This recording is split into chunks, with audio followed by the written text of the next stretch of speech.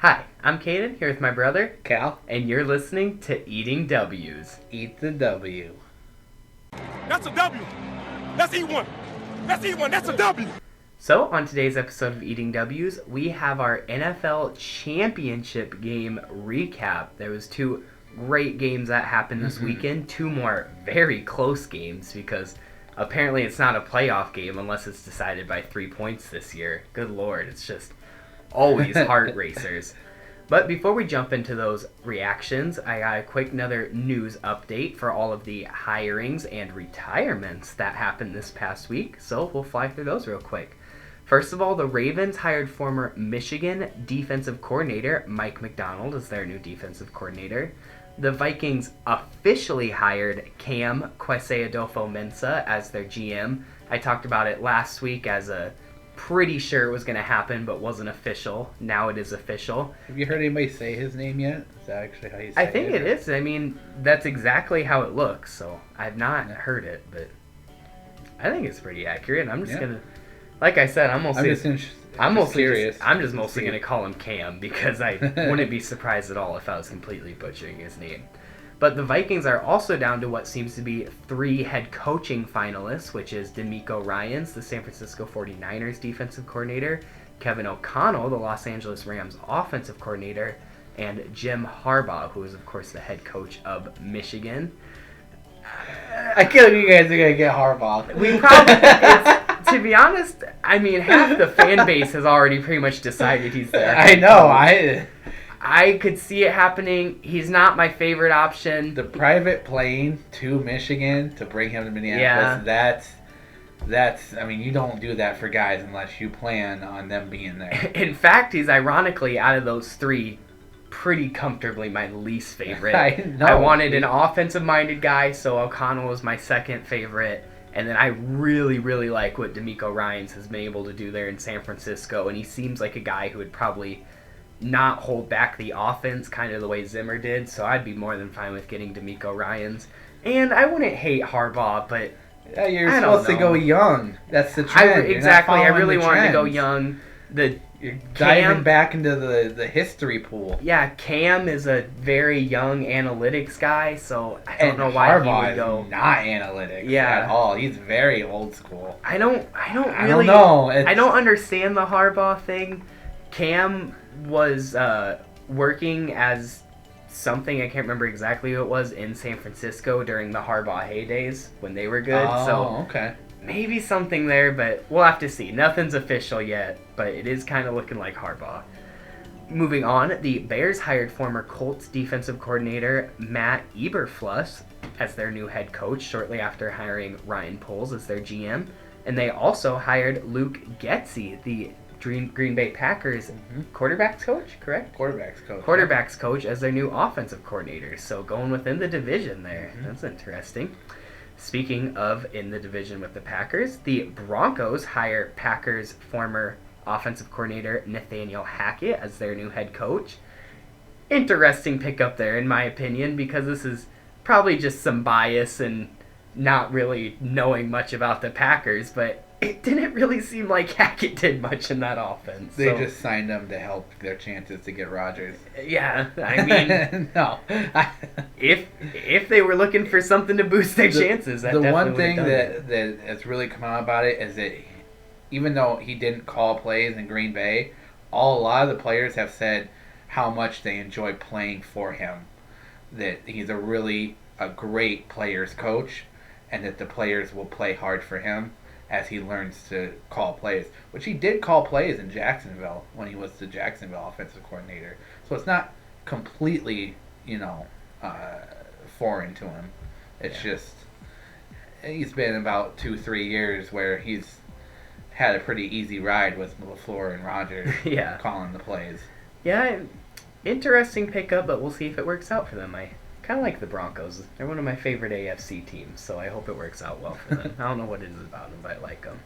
And a really big news, I like this hiring as well. The Giants hire former Bills offensive coordinator Brian Daboll as their new head coach, which I really love that pickup because, I mean, you got to imagine Daboll played a huge role in the progression of Josh Allen. And the the Giants and Mara seem to be all in on Danny Dimes, Daniel Jones. So maybe you can make a miracle happen He said twice that, and take Daniel Jones to the high level. Dable had to actually drive to New York because of the snowstorm. He couldn't fly into New York, so he drove to New York. There was only one player in the stadium working out, Daniel Jones.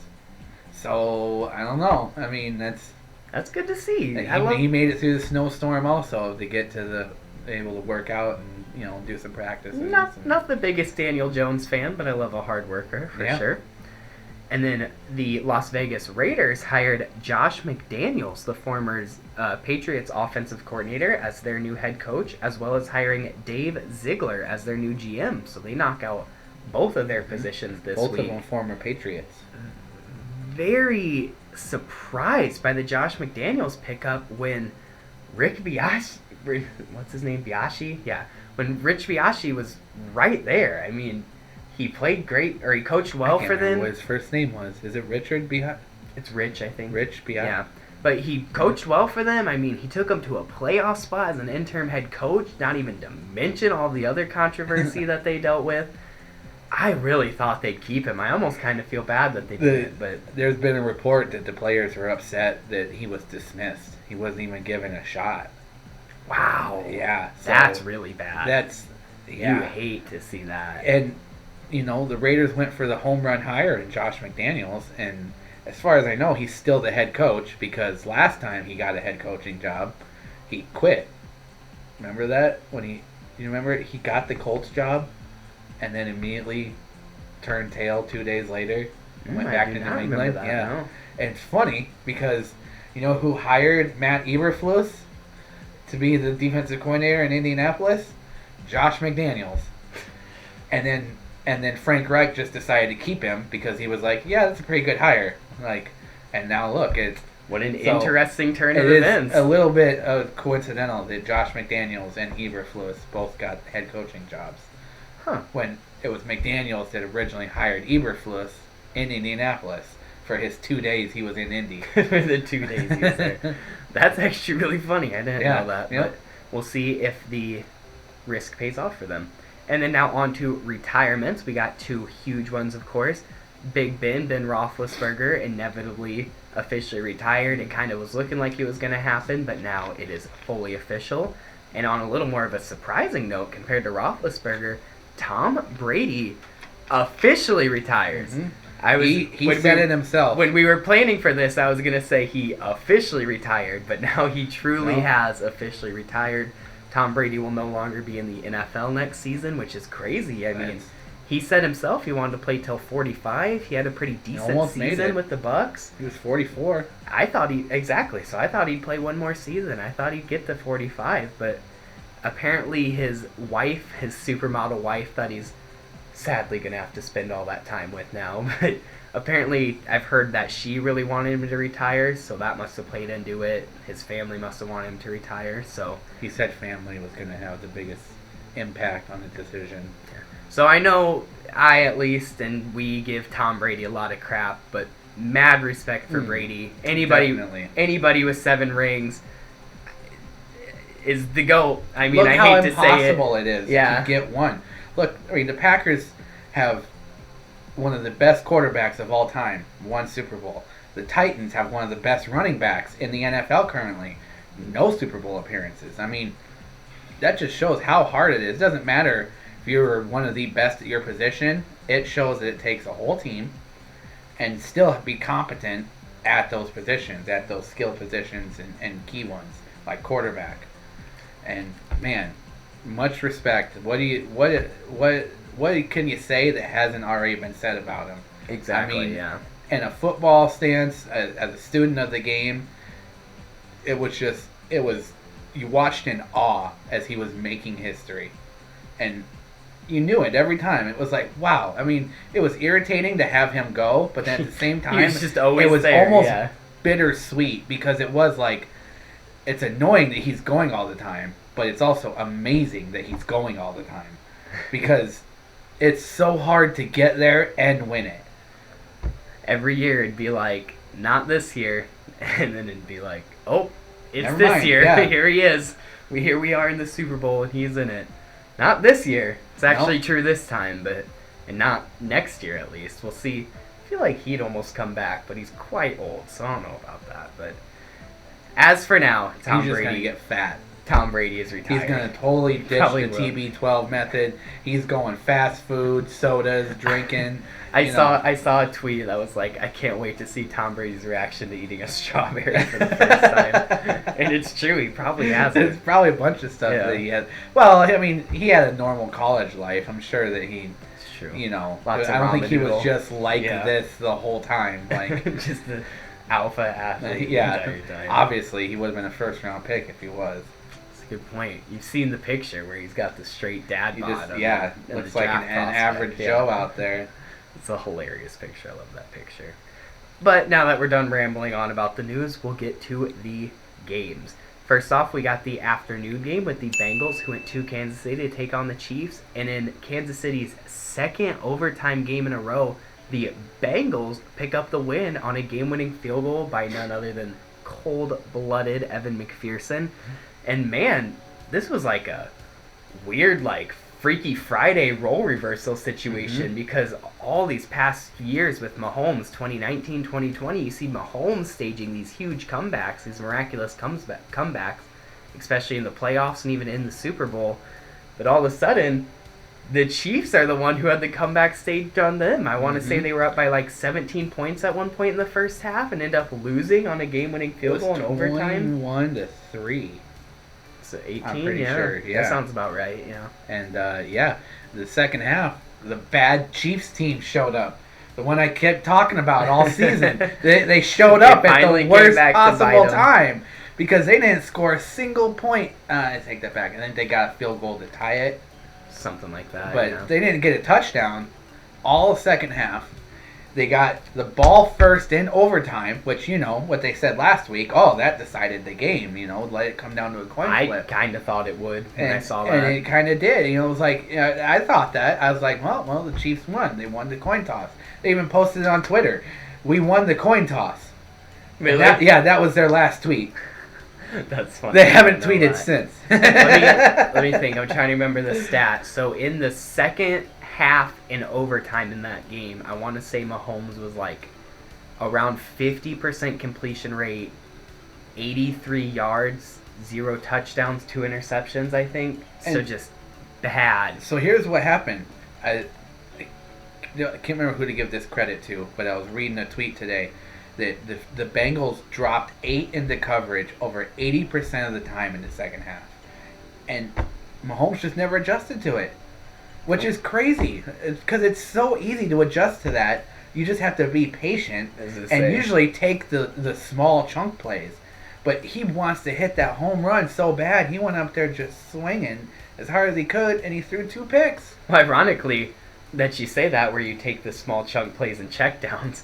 One of the interceptions he threw was to the Bengals' backup defensive tackle B.J. Hill on a screen That's pass. right. So I did see that. They only sent 3 or 4 on that play and got a pick by a defensive lineman, but that was much more of a fluke than anything. I don't think that was actually. No, that was Yeah. just them reading the That screenplay. second pick in overtime was bad though. You could really tell he forced it deep, and Jesse Simmons broke it up, and Von Bell, who was the safety that we could not remember, Right, yeah, I know we came were up talking with about the who the other interception. one was. Yeah.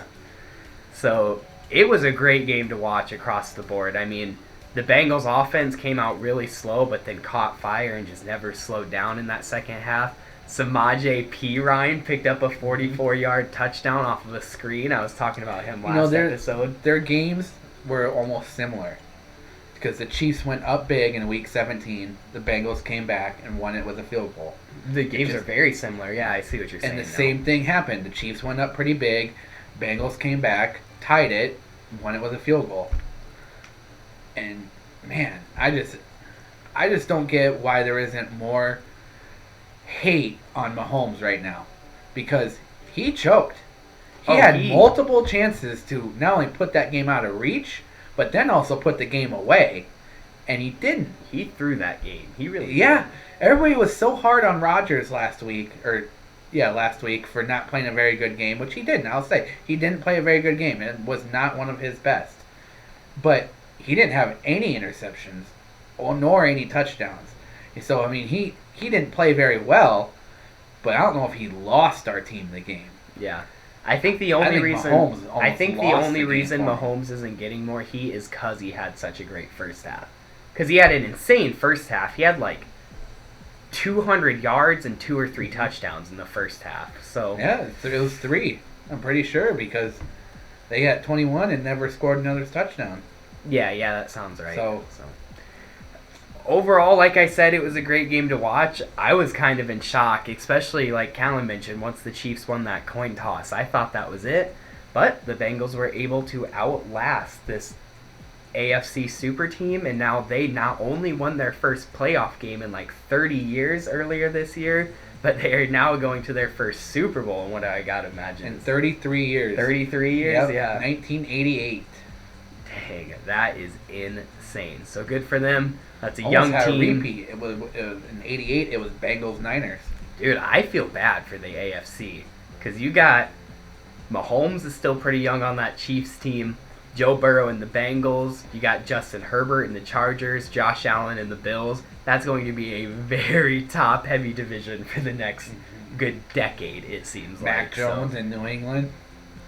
I give him one more. Mac Jones year. and Bill Belichick in New England. Yeah. If Belichick leaves, you might see a different Mac Jones. I give Mac Jones like one more decent season, and then I think he's kind of going to get phased out. But I could be wrong. I hope the best for him. I really hope he does better than that. But.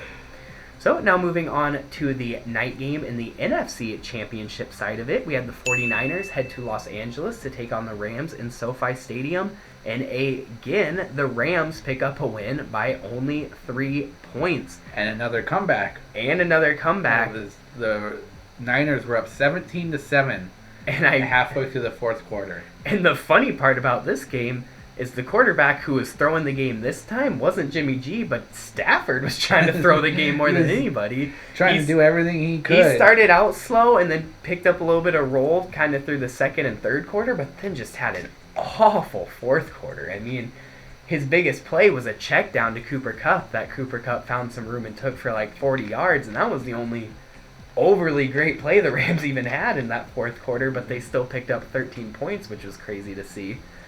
But yeah, I mean, I gave a lot of crap to Jimmy G, but I'm not going to lie, I'll give him a little bit of a round of applause. He actually played half decent. He played all right in that compared to what he has been playing and what I thought he was going to play like, he practically played lights out. I mean, that's because I was giving him no credit. But I mean, so he's 16 for 30 attempt completion rate, which is only a 51% completion rate, which sounds really bad, but on those 16 completions, he had 232 yards, 2 touchdowns, and only 1 interception.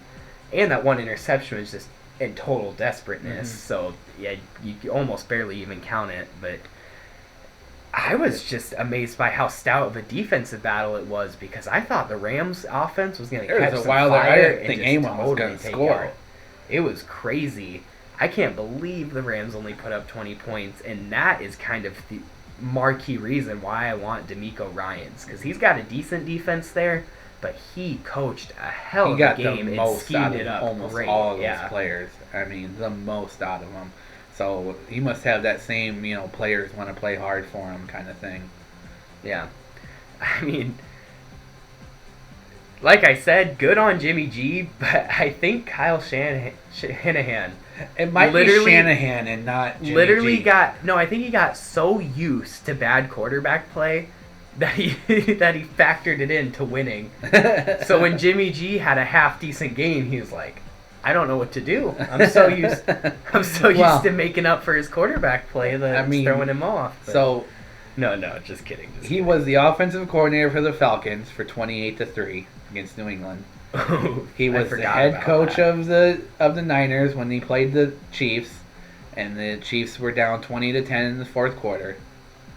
Chiefs came back and won it, and now he was up 17-7 halfway through the fourth quarter of the NFC title game and lost that. At what point do you stop giving this guy excuses and say that he, for whatever reason, chokes in the big game?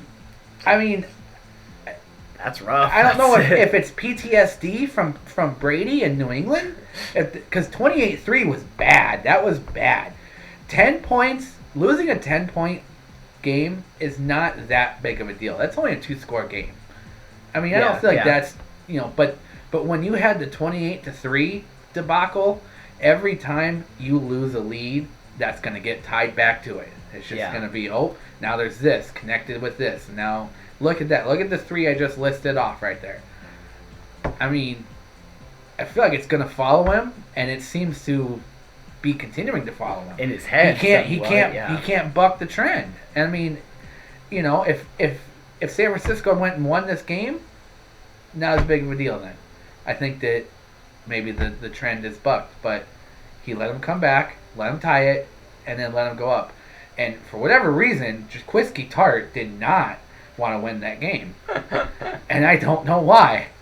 Because Jaquiski Tart Stafford arm punted to him and dropped the easiest pick ever, and that's what I was talking about with Stafford trying to throw the game more than he Jimmy tried G to was. do it. I could not believe it when he dropped But that Whiskey pick. Tart was like, not that shit. We're going to earn it. You're not giving it to us. Yeah. Oh, you should have just given it to us.